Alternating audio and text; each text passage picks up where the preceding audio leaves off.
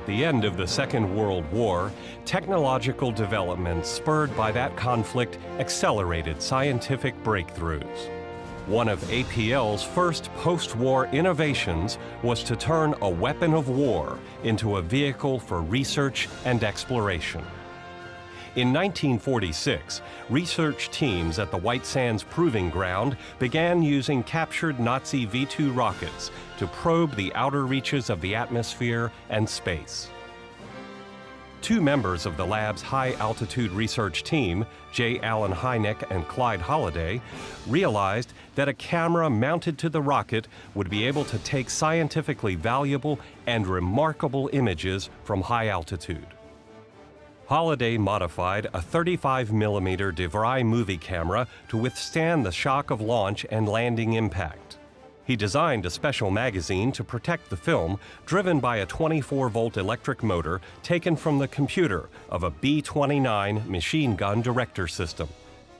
The entire camera was then placed in a duraluminum box 3/8 of an inch thick, with only the lens protruding. For the curious, the film was Eastman Super XX, exposed at 4 frames per second. The aperture was set at 5.6 and the shutter speed 1/50th of a second.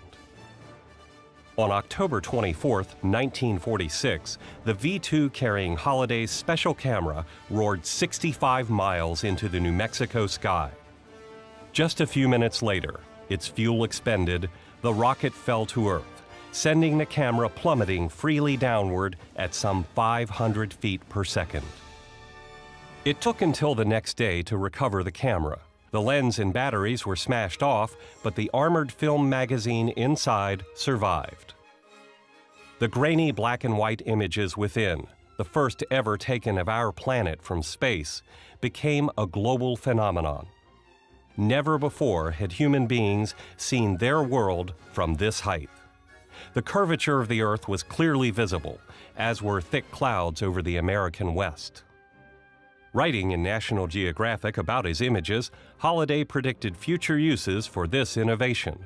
Quote, "Results of these tests now are pointing to a time when cameras may be mounted on guided missiles for scouting enemy territory in war, mapping inaccessible regions of the Earth in peacetime, and even photographing cloud formations, storm fronts, and overcast areas over an entire continent in a few hours."